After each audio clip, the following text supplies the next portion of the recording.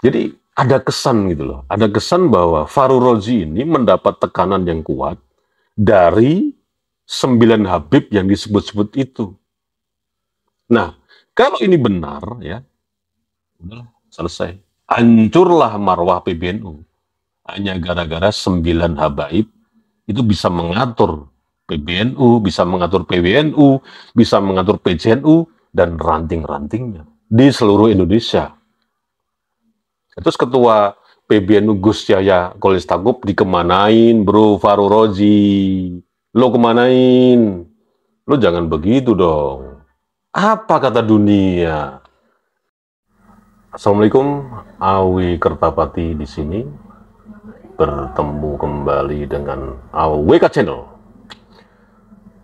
Tentu saja sudah dibahas di semua akun sahabat-sahabat Trah Wali Songo, simpatisan Wali Songo, dan pejuang Wali Songo dalam polemik palsunya nasab klan Ba'alawi yang menyoroti seorang ketua PBNU bagian agama atau di bidang agama, Fahru Rozi. Dan ini pasti sudah dibahas di semua teman-teman dan membuat kritikan-kritikan karena kegelisahan dari sikap-sikap seorang ketua PBNU bidang agama yang cengengesan.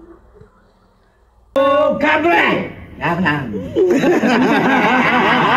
Oh, PBNU kabre, kabre. Oh, PBNU kabre, kabre. Kabre, kabre. Oh, PBNU kabre, kabre. Oh, PBNU kabre, kabre.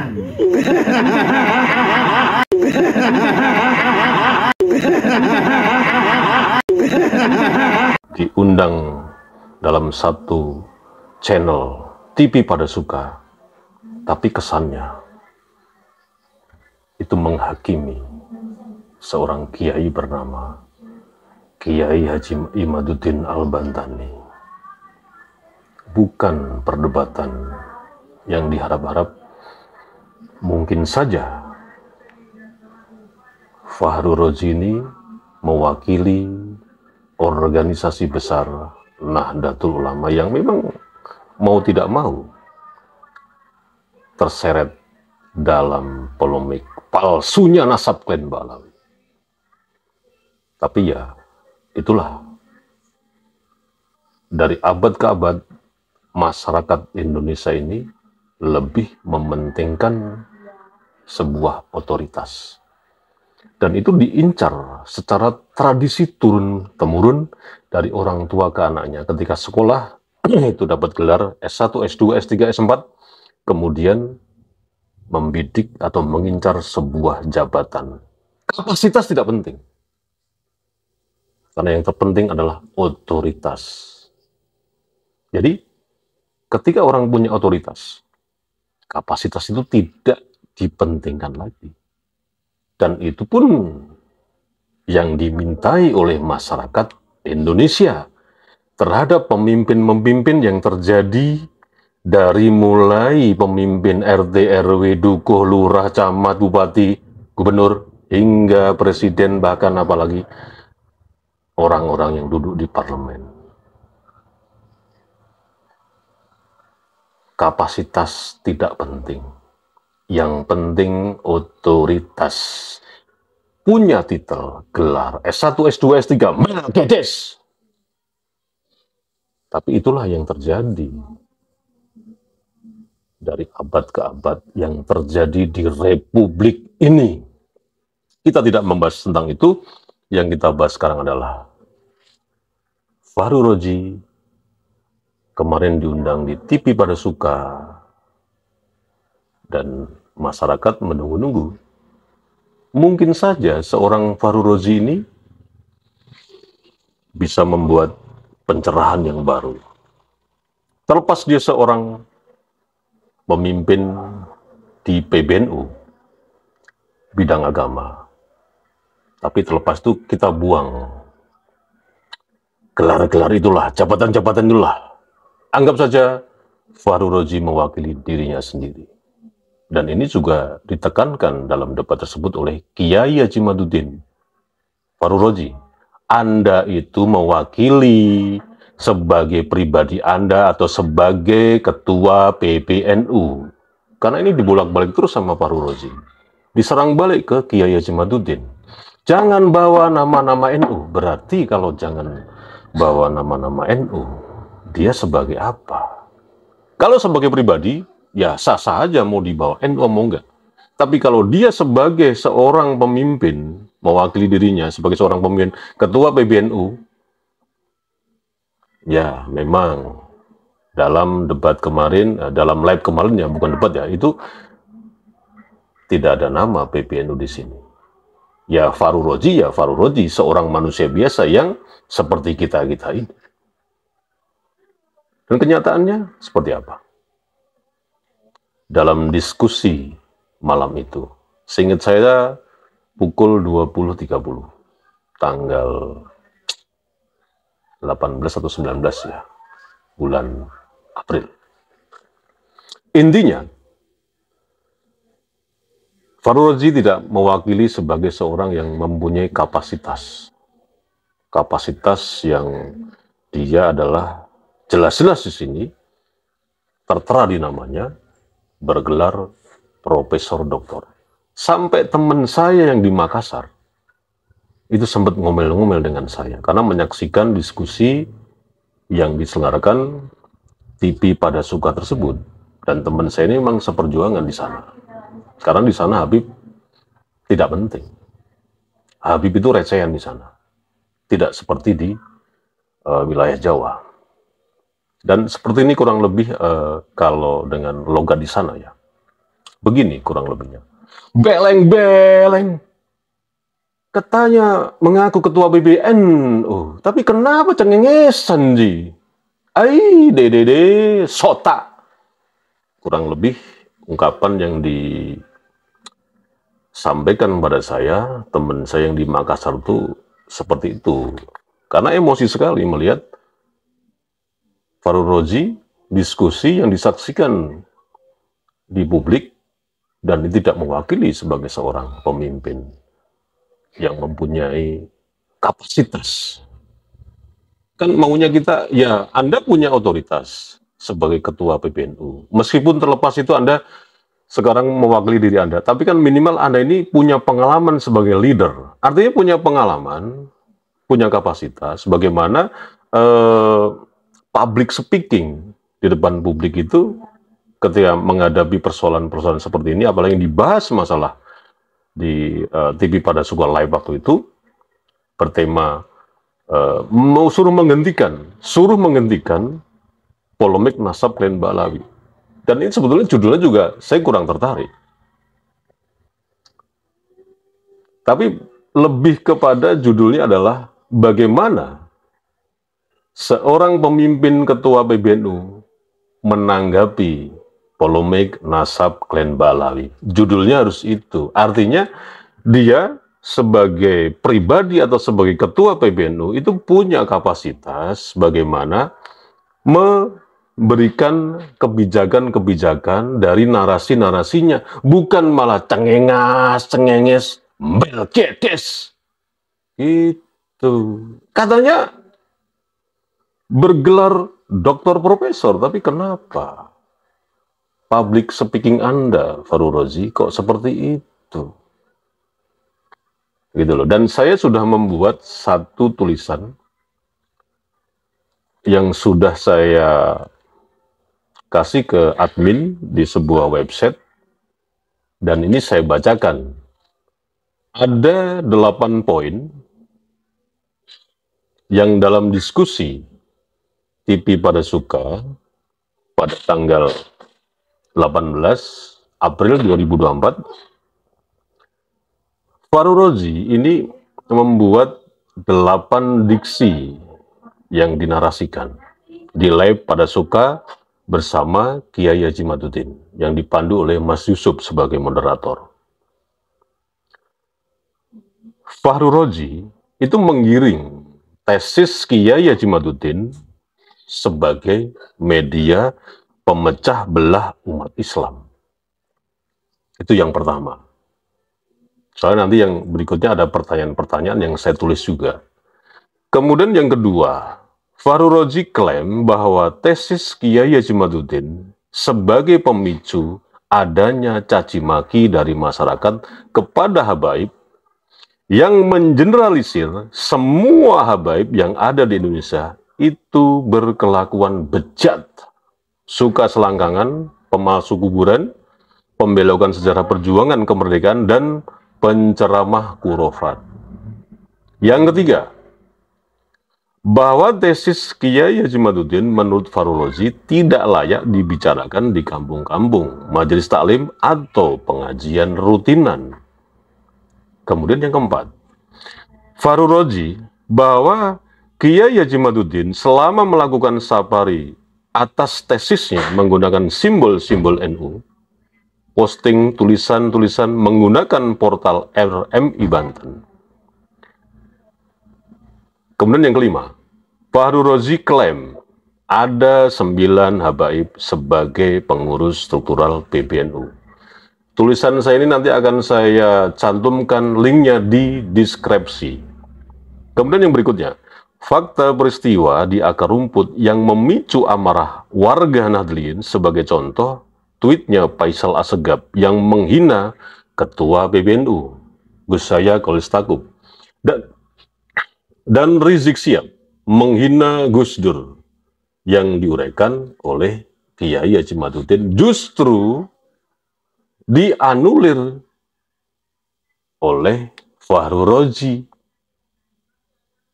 Bahkan dibelokkan Fahru Rozi dengan narasi bahwa itu perbuatan orang per orang atau oknum, bukan golongan Habib. Yang berikutnya, Robito Alawiyah, bagian dari NU. Kiasan ini yang dilontarkan Fahru Rozi dengan diksi bahwa Robito Alawiyah itu adalah ikatan keluarga Ba'alawi. Tidak ada masalah jika berafiliasi dengan organisasi NU. Kemudian diksi yang terakhir, musyawarah gabungan yang ditubuh PBNU akan melakukan tindakan tegas hingga pemberhentian Kiai Haji Madudin dari anggota LBM PBNU dan Ketua RMI NU Banten. Itu kurang lebih 8 diksi yang dinarasikan untuk menyerang dan melemahkan Kiai Haji Madudin. Intinya itu. Nah, dari 8 diksi yang dinarasikan untuk menyerang Kiai Haji Madudin dalam diskusi TV pada Cuka Channel tanggal 18 bulan April 2024, kemudian timbul pertanyaan-pertanyaan dari 8 diksi itu. Yang pertama, Fahru Rozi dalam live tersebut sebenarnya membawa dirinya sebagai pribadi atau sebagai pengurus PBNU, Ketua PBNU bidang keagamaan. Jadi saat itu Fahru Rozi itu sebagai pribadinya atau sebagai Ketua PBNU. Kenapa ini muncul? Pertanyaan ini muncul. Nanti terkait dengan pertanyaan lain. Makanya Anda simak. Pertanyaan berikutnya.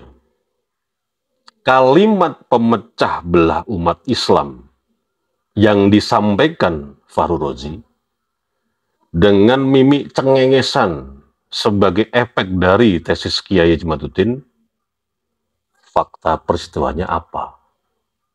Di mana? Berakibat apa? Siapa saja yang terlibat dan siapa yang menjadi korban? Dan kalimat pemecah belah bangsa, kalimat pemecah belah umat, adu domba ini memang terus dinarasikan secara masif dari mulai bohir-bohir klan Ba'alawi sampai kepada muhibin-muhibinnya. Di semua komentator yang ada di akun-akun sahabat-sahabat Rahwali Songo seberjuangan dalam polemik palsunya nasab klan Balawi ini, semua itu kalimat-kalimat itu terus disuarakan.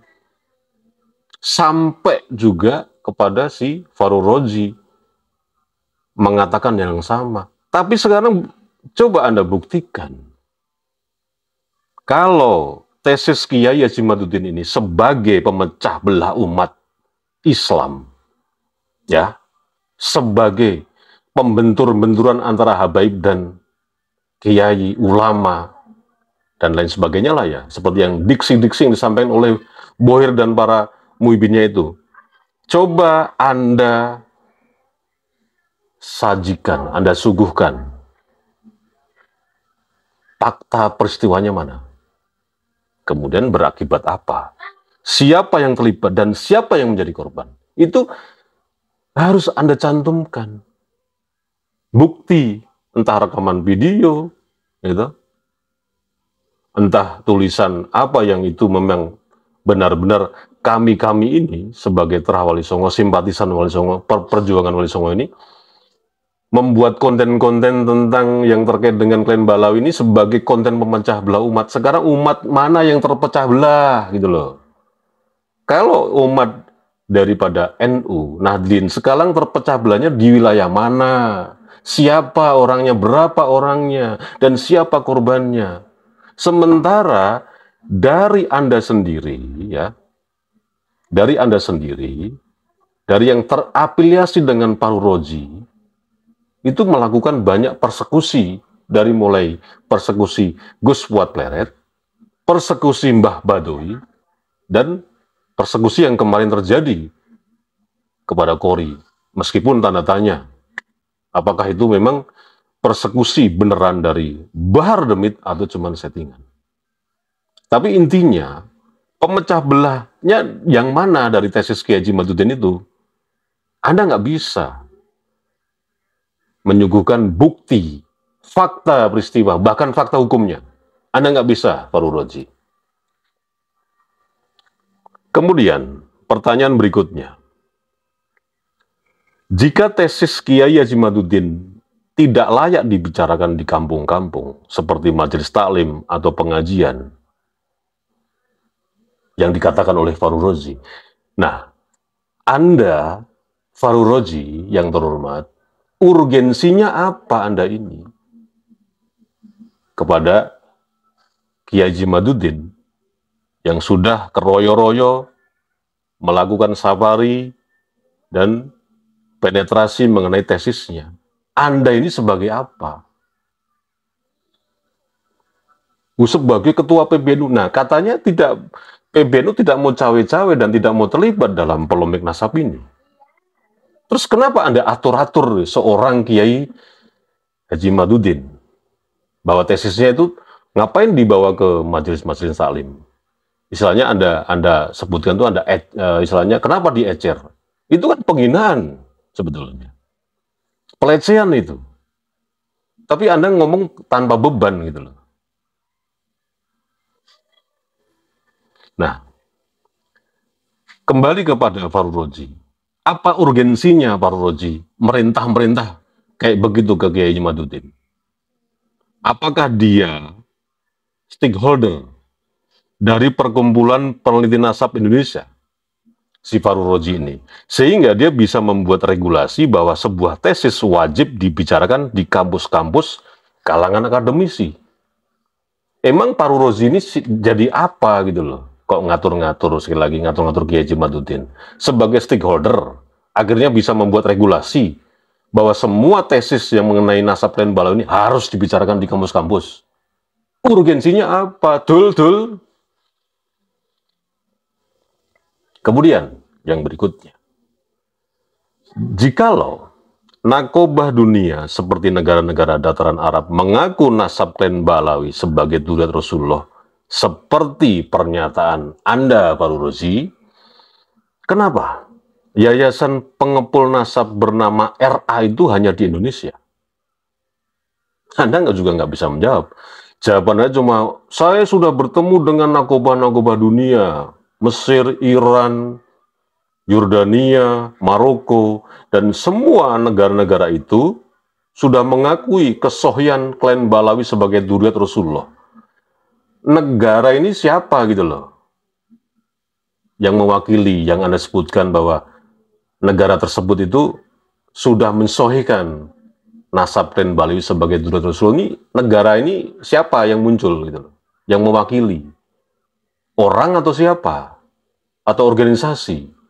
Itu juga nggak jelas Anda menyebut, menarasikan dengan baik. Anda hanya kebiahuyah gitu, seolah Kiai Jamaluddin itu bodoh, dan seolah para pendengar juga gampang Anda gobloki gitu loh.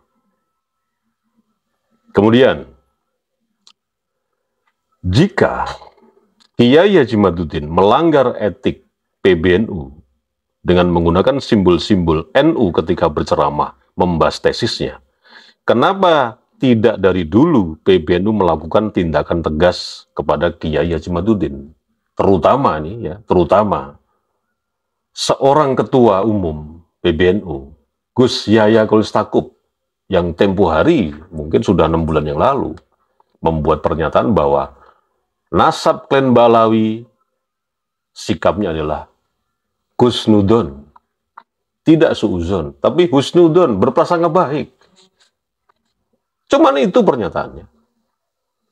Tapi kenapa Anda framing, Anda sudutkan Kiai Haji Madudin melanggar etik? Kenapa nggak dari dulu? Kiai Haji Madudin Anda pecat. Sebenarnya Anda tidak punya berhak untuk memecat. Yang punya berhak itu adalah keputusan daripada Ketua Umum PBNU. Anda kan Ketua Umum subbagian, bukan Ketua Umum. Itu. Kemudian, jika penghinaan Faisal Assegaf melalui tweetnya kepada Gus Yahya Khalil Stakuf dan Rizik Syihab menghina Gus Dur, saya ulangi ya, ini pertanyaan juga untuk saudara Fahru Rozi. Jika penghinaan Faisal Assegaf melalui tweetnya kepada Gus Yahya Khalil Stakuf dan Rizik Syihab menghina Gus Dur adalah orang per orang, oknum, bukan bagian dari klan Ba'alawi Habaib, pertanyaannya adalah, dua orang ini, ya, Faisal Assegaf dan Rizik Syihab ini, apakah bukan termasuk anggota dari ikatan keluarga Ba'alawi yang dikumpulkan dalam satu rumah bernama RA? Anda kan juga mengatakan di diskusi itu bahwa kelakuan-kelakuan Habaib yang berkelakuan seperti itu, inilah oknum, itu orang per orang. Sekarang Anda tanya, Faisal Assegaf, Rizik Syihab, apakah itu bukan bagian dari klan Ba'alawi yang memang nasabnya dikepul dalam era itu? Anda bagaimana sih? Cara diplomasi Anda itu ketebak sekali gitu loh, kuno gitu loh. Anda itu jadul sebetulnya, gitu loh. Kemudian pertanyaan yang berikutnya, Fahru Rozi harus mengklarifikasi pernyataan bahwa di tubuh NU struktural ada 9 habaib sebagai pengurus. Anda harus sebutkan itu, siapa namanya dan apa jabatannya. Tapi Anda hanya main klaim aja, ada 9 habib di tubuh PBNU ini. Videonya Anda jelas, Anda lihat itu ada jejak digital kok. Kalau belum dihapus ya. Kemudian, Kiai Haji Madudin diberhentikan dari LBM PBNU dan Ketua RMI NU Banten yang dilontarkan oleh Fahru Rozi dalam live malam ini, malam itu ya kemarin ya, tanggal 18 bulan April 2024 di TV Pada Suka, itu sebetulnya bukan pada tempatnya. Fahru Rozi mengatakan seperti itu tentang tai kucing lah yang berkaitan dengan intinya mau memecat Kiai Haji Madudin itu tidak pada tempatnya dan tidak ada relevansinya. Pernyataan yang sebetulnya sebagai pernyataan internal dan tidak boleh dipublis itu, tapi Anda kepancing kan, akhirnya ngoceh juga kan, padahal itu tidak pantas bro Fahru Rozi, itu tidak pantas Anda sebutkan. Jadi ada kesan gitu loh, ada kesan bahwa Fahru Rozi ini mendapat tekanan yang kuat dari 9 Habib yang disebut-sebut itu. Nah, kalau ini benar ya, udah selesai. Hancurlah marwah PBNU. Hanya gara-gara 9 habaib itu bisa mengatur PBNU, bisa mengatur PWNU, bisa mengatur PCNU, dan ranting-rantingnya di seluruh Indonesia. Terus ketua PBNU Gus Yahya Kolistakuf dikemanain, bro Fahru Rozi? Lo kemanain? Lo jangan begitu dong. Apa kata dunia? NU ini kan sudah mendunia, tapi kenapa kapasitas seorang ketua cuman seperti itu kapasitas dalam berdialektika, kapasitas dalam public speaking cuman podo ae, arek-arek desa ae lah. Cuma loh. Kemudian berikutnya, pertanyaan berikutnya. Fahru Rozi ini sebagai ketua PBNU bidang agama, itu sebagai yang representasi Nahdliyin atau Habib Klan Ba'alawi. Saya ulangi ya ini, ya. Saya ulangi lagi. Fahru Rozi itu sebagai ketua PBNU bidang agama, sebagai representasi Nahdliyin atau Habib Klan Ba'alawi. Ini harus jelas. Jangan mencela-mencele, gitu loh. Jangan datnyeng kalau istilah Jawa itu. Gitu aja nggak jelas kok. Jadi ketua gitu loh. Menggedes. Berikutnya. Kenapa Fahru Rozi tidak menggunakan data ilmiah yang mendukung sohihnya nasab Klan Ba'alawi? Tapi data yang lain ya. Jangan sampai Anda menggunakan data copy paste punya Rumel Abbas. Iya dong. Kalau data Anda hanya menggunakan copy paste Rumel Abbas, gelar doktor Anda harus dipertanyakan kalau begitu. Gimana sih? Nah, ini pertanyaan terakhir nih. Juga yang terhormat Ketua Umum PBNU Gus Yahya Kolistakuf dengan tidak mengurangi rasa hormat kami, kemudian ketua-ketua PBNU yang ada di Nusantara, di Indonesia, dan seluruh ketua PCNU yang ada di Indonesia ini, dengan tidak mengurangi rasa hormat kami. Ini saya bertanya, ya, apakah PBNU selama ini tidak pernah mengevaluasi orang-orang dengan jabatan yang ada di struktural, tapi miskin kapasitas, tidak mewakili suara Nahdliyin, malah sebagai low SDM yang membebani benalu organisasi. Wassalamualaikum warahmatullahi wabarakatuh.